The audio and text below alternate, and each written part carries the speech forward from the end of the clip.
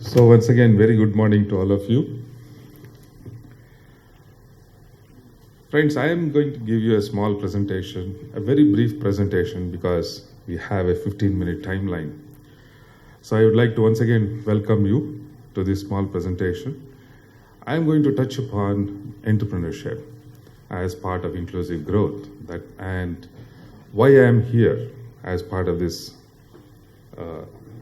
group.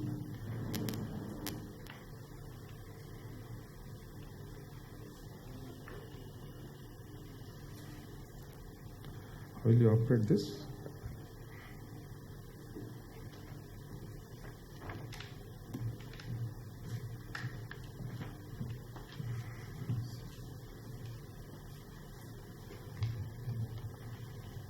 Okay.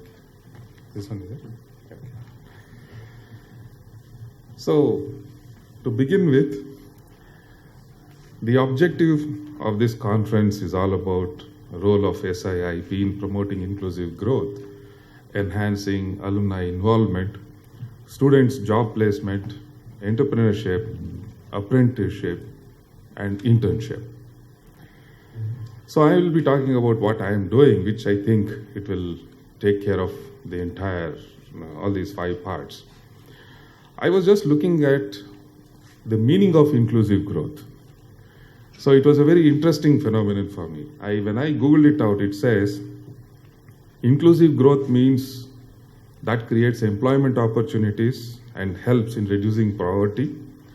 It means having access to essential services in health, education by the poor. It includes providing equality of opportunity, empowering people through education and skill development, etc., etc., etc., right? But then 3 things that come out, which I have underlined there. It says creates employment opportunity, which means reducing poverty. At the same time, helping our people improve its education, which I think is imparting newer skill sets. Looking at this entire thing, I feel the MSME sector is doing an excellent job in this country. And if MSMEs grow, both horizontally and vertically, I think it will include everything that will be a part of inclusive growth. I think you all agree with this. See, for vertical growth of MSMEs, there are so many schemes available in the country today. But for horizontal growth, MSMEs must innovate in their existing products or come out with an innovative new product which may result in new verticals. And the potential MSMEs, when I say potential MSMEs, the new students who want to become entrepreneurs, we have to devise a method where we create a new breed of entrepreneurs. Maybe students from engineering and technical colleges, if we can attack them at their early stages. In both cases, if you see, the need for innovation is an absolute must. And there's also a need for innovative instructional technology. When I say instructional technology, I feel we have to change the way we teach engineers in engineering colleges. So before I go into this aspect, I'd just like to give a small brief background about MSME sectors in India. The positives of MSME sector is that you see its significant contribution to economic and industrial growth. There's approximately 40 million MSMEs in the organized sector, nearly another 40 to 50 million in the unorganized sector, and it's the largest employer after agriculture. If you look at this, it's already a part of inclusive growth and continues to be a part of that. And if you look and do a small SWOT analysis in a very, very ugly sense about the MSME sector, what are the strengths MSME sectors have is that it has flexible and efficient management, availability of cheap labor, technology absorption capacity is very, very huge in MSME sector. Some of the technologies which MSME sectors have developed you'll be surprised to know that it's already part of the Mangalyaan and Chandrayaan missions. And they are very highly innovative. And if you look at the weaknesses, right, 36 million MSMEs producing plethora of products. If I look at just a typical ceiling fan, I get data of 200 companies manufacturing ceiling fans. So there's competition even amongst MSME sector. Forget about MSME sectors contributing with public sector. Even amongst MSME sector, there's enormous competition. They're highly vulnerable against imports because they don't take cost reduction as a part of their everyday learning. When I say imports are very competitive, it actually means that if the rupee becomes stronger, many of the MSMEs will go off the line. In fact, even many IT companies, will suffer. We all saw that in 2008-9 when rupee was strong enough at the rate of 38 to 39 rupees, even IT companies started struggling. So far as MSME sector is concerned, they are not actually prepared for broad basing their product line. Other thing is they don't have that competitive edge, maybe due to absence of latest technology, lack of innovation, and innovative products in their product line. Now let us look at the opportunities. India itself is a huge market. 40 million organized sector plus another 40 to 50 million in the unorganized sector. It's 100 million, which is more than the population of many European countries. This shows the enormous capacity this country has in terms of not only manufacturing and also absorbing whatever has been manufactured. And as part of WTO and FTAs, with all international organizations, which I was incidentally a part of my ministry's workforce working towards FTAs, we have tried to protect our MSME sector to the hilt. We have prepared sensitive lists. We have tried our best to see that Indo-China WTO does not happen. We have also seen that imports from Singapore does not threaten us. So we have gone in for an economic partnership, bringing strongly the rules of origin. So when we have done this as part of WTO and FTA, that means those countries with which we have FTAs, that market is also open for Indian MSMEs to export. There are support institutions for technology development in the government. We have development institutes spread across the country in all the states. We have testing centers which do critical testing for the MSME products. We have autonomous bodies, almost 26 autonomous bodies in various sectors where we help MSMEs develop their technologies, especially from the tooling point of view. We also help them absorb technology by giving them skilled, trained manpower. And today's, government's Make in India policy is a big boon. There's enormous thrust on making products in India. Now, looking at threats, when I say we have WTO and FTAs with many countries, imports from those countries also are a threat to India, right? Now, the second part which I feel is very, very important is fast changing consumer preferences for better products and for cheaper products. And MSMEs suffer because they don't have facilities for innovating, right? Either in their existing products by adding new features to make it more innovative or adding new products itself. How to innovate. In threat areas, MSME support schemes are available under NMCP. It's called National Manufacturing Competitiveness Program, where MSMEs get support right from incubation to marketing. They can incubate an idea. It can have an academic institution in the process.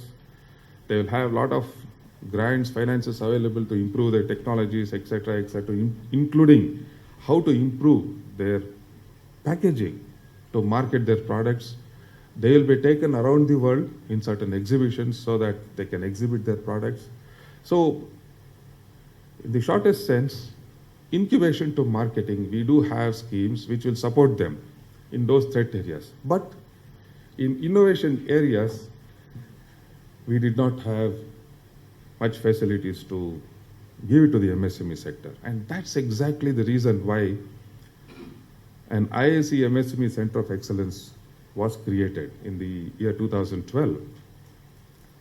It's now called as MSME Center of Excellence in IIC. So how do we go about from this MSME Center of Excellence? First thing is we try to help MSMEs in design thinking, how to look at design. Unfortunately, what we have seen in MSME is they never look at competition. They have fairly large number of MSMEs have laid back attitude, right?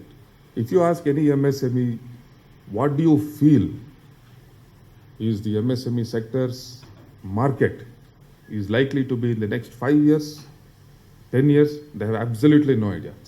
They'll say, Dekha jayega sir, aane do. So that laid back attitude is the one which kills them. And when they're manufacturing the products, they never try to innovate.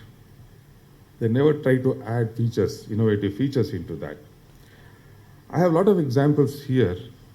For example, just to drive your curiosity, we have largest cluster in Hyderabad manufacturing table fans. So they were all doing very well, exporting it to Gulf countries earlier. There was another company which was making table lamps. He was also doing very well. So when I asked them, when we developed this NMCP program, they said we are having a very good export market, so we are very happy now. I said, any threats? He did not know. When I asked him what he wants to do with this product, probably in a couple of years, he did not have any idea. But then came a bang. A Chinese company came out with a table fan with a table lamp, integrated with a table lamp. And at that point of time, both these companies died. So the hard fact is MSMEs never innovate. They don't think that this product may face threat today or tomorrow. So that's exactly where we try to help MSME sector through the Center of Excellence. Now, when I look at innovation, we help MSMEs to tell them how innovation emerges. It can emerge from people desirability. This concept is based on the MIT model, where they always send students out to do what is called as the look around concept. I would like to talk about Gillette company. Many of us know Gillette company. When they came out with a 3-blade, right? They did some research. It was a success. But now you will be surprised to know that their entire design team is in India, and they are stationed in some bloody rural village, where they don't have water, they don't have any facility. They are doing research at that point of time, that place, trying to find out why this Gillette blade, when it's used by an Indian in such a remote area, it doesn't give a cut. Right? In the USA, you have all the facilities, but still they get a cut. It bleeds. But in India, when I met one of the engineers in IIC, he was really shocked. And then he said, I don't know how Indians use this blade. So my entire team is here doing research. Sometimes they sit under a tree. One fellow is holding a mirror, a small mirror, and he shaves. And then he's talking nonsense. Sometimes he's reading newspapers. He's laughing also. But with all that, he gets a clean shave. Man, he doesn't get a cut. Right? And then he went ahead. He went into another village. And then he tried to find out that a man is shaving without even a mirror. And he is shaving himself. And there is no cut. Now it's a big Gillette team which is working on how this can happen in India. The next 4-blade or 5-blade Gillette which comes out will be designed based on the data they are collecting on the research they have done in India. Right? So this is particularly MIT model where they say, look around. So when we teach our students at IISc, what we do is we ask students to go out, look around, go to some places, try to find out. One student recently came out and then he said, sir, when you are traveling in train, sometimes, a person becomes very sleepy. Slowly he puts his head on somebody's shoulder, right? Nothing will happen if that neighbor fellow is a male. If it's a female, then this fellow will be thrown out of the train. But then the student said, why don't we design our chair in such a way that this fellow's head doesn't shift to somebody's shoulder? So there's a design going on in IISc where the headdress itself is likely to get changed, right? So when we say look around, there are so many things that happen around us which we are not sensitive enough, and if these things can be taken up, can be one of the reasons for us to innovate, right? So when I say people desirability, and this Gillette actually gives a very beautiful examples of how we can go out and learn and how to do research and innovate. Similarly, we have business viability, right? Here, I'm talking about Gorilla Glass. We all know our mobile phones has Gorilla Glass. When I innovate, how important is people's desirability? How many of you know this Gorilla Glass was designed and invented and patented 20 years ago, somewhere in late 80s or early 90s? But there was no user, right? The team came out and said, in DuPont, I am forming a small 5-member team. I want the strongest glass in this world. That's all, right? And the team went on. In the span of 6 months, they came out with the strongest glass. And it's true, it's the strongest glass even today. They patented it, but there was no user. For almost 2.5 decades, there was no market for this innovative product. So innovations can fail if you don't look at people's desirability. So then our Steve Jobs, we all know, is the patent holder for our touch screen. When he went to DuPont and asked them whether he can take this glass, the DuPont fellow, or the CEO, I don't know, he fell at his feet. He said, "Arey bhai sahab, leke jao. You take it. There's absolutely no problem."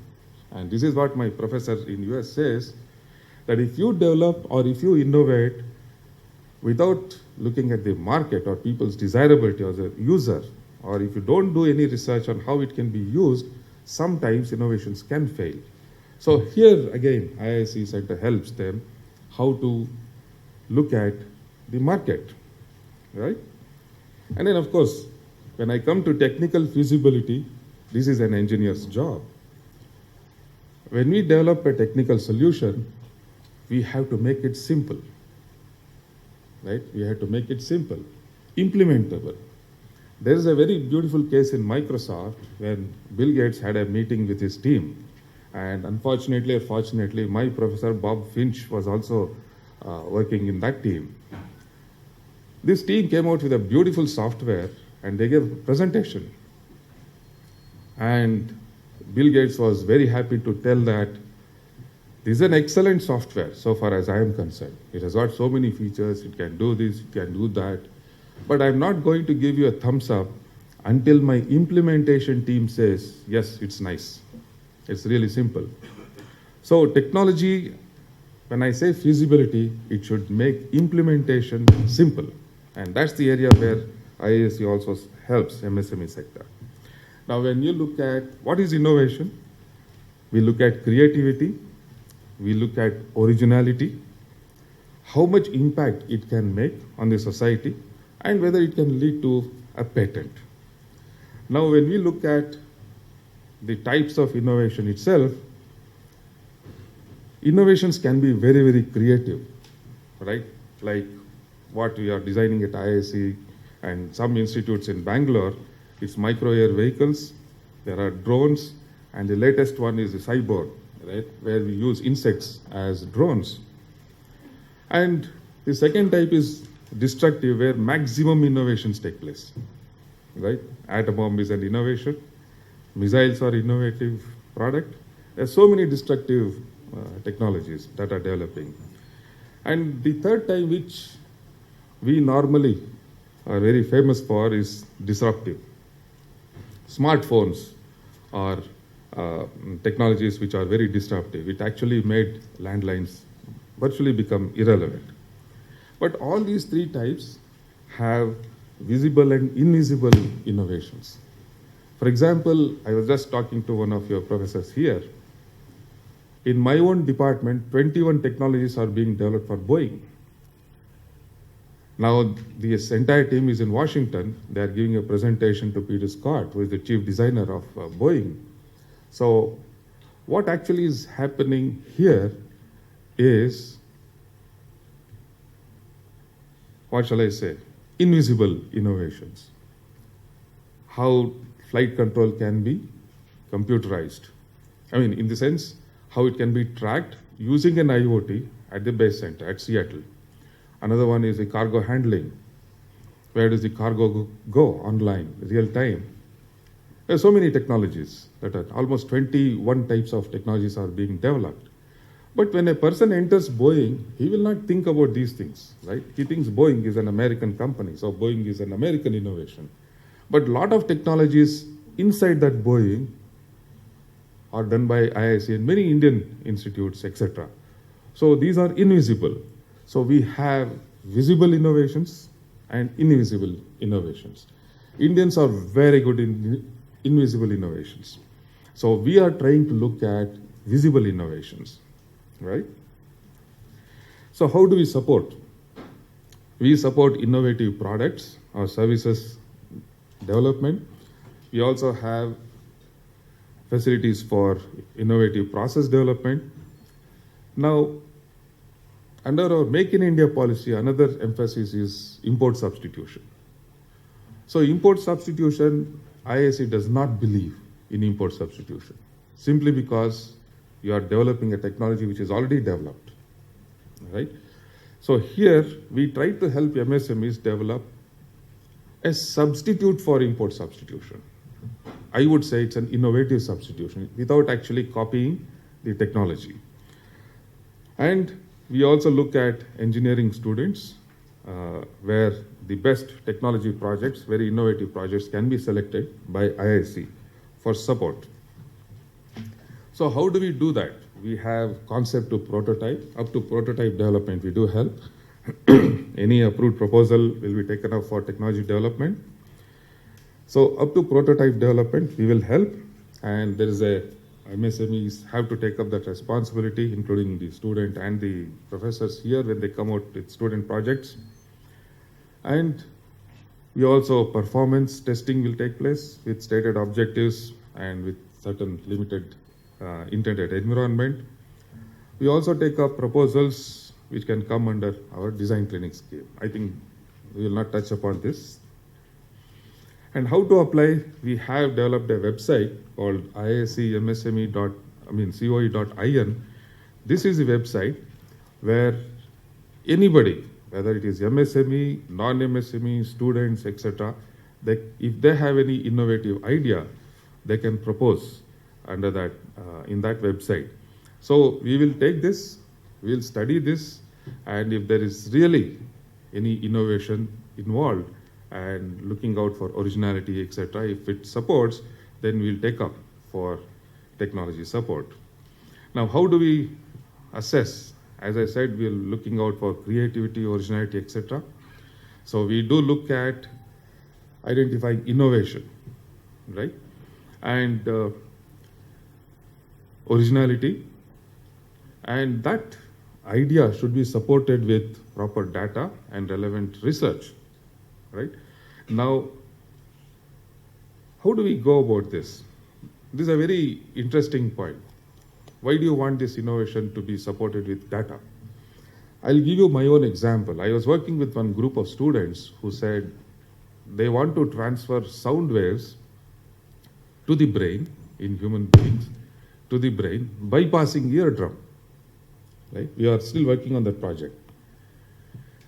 So when we thought it's really a beautiful idea, why should it not come out? So when there was an assessment meeting with the professor, then came, how do we go about? Professor asked them, have you done some research? Has anybody attempted doing the same thing? So the students went back. They talked to many colleges, universities, Googled out, etc., etc. Then they came out with a startling fact that University of Wisconsin had already attempted this. And how did they do that? Transferring sound waves to the brain using nerves in the teeth. Right? If that can happen, I can eliminate my eardrum itself. Right? And the research part was, why did Wisconsin University did not convert this idea into a product? So they had some drawbacks in their idea. Now students are working on those drawbacks. They want to eliminate those drawbacks. And now it gets qualified as an innovative idea. So when I say there's an innovation, it has to be supported with little data and research, right? So if successful, then we almost develop a 6 to 9 month work plan, which will include project start and end dates. We'll have list of activities included. Then there will be project reviews. And this project review will have 3 levels. First thing is the design review. We'll have prototype reviews and then performance reviews. And your work plan should also include what are all the purchase items you need to purchase, where we can fund it, right? And application will be assessed by a team. It is headed by Professor H.S. Jamadagni. He is the head of the Department of Electronic Systems Engineering at IISc Bangalore, and I'm working under him. And once it is approved, there's a small commitment letter which we all have to give. There's a non-disclosure data also, which we can't share with any other person. And the time scale for technology development, it should not take more than 6 to 9 months, because if it crosses 9 months, some other technology might have already overtaken. So that's the concept. We also have what is called as a proposer hold points, where he can discuss with the professor how good is his design, whether should he go ahead or not. And there's an expenditure sharing pattern that can depend on the project itself, right? So I have made clear that when MSMEs, from inclusive growth, we have come to MSMEs, and how MSMEs can be done, created, existing MSMEs, or creating a new breed of MSMEs. And in this entire process, we have focused on innovation and research, how important it is. And I have a small video here which I don't want to show because it will take more than 15 minutes. So at the later stage, we'll go. So if you look at what IISc MSME Center is doing, if we help MSMEs grow, not only by helping existing MSMEs, but also creating new MSMEs, this will definitely increase employment opportunities. It definitely, once the employment opportunity increases, is consequent. Reduction in poverty is a natural logic. And then in this process, we help innovation. And IISc being an academic institution, I work with IISc, I work with IIM Bangalore, I also work with IIT Chennai, where I try to help students innovate. Academic institutions and industries are already there, together. And then in this process, we are attempting to create a new breed of Indian innovative entrepreneurs. This is exactly what we are doing at IISc Center of Excellence. So, if we can improve upon this, then I think we need your feedback, all right? So, you will appreciate the value of innovation. So let us start thinking of innovating in whatever we do. And thank you all very much. Right?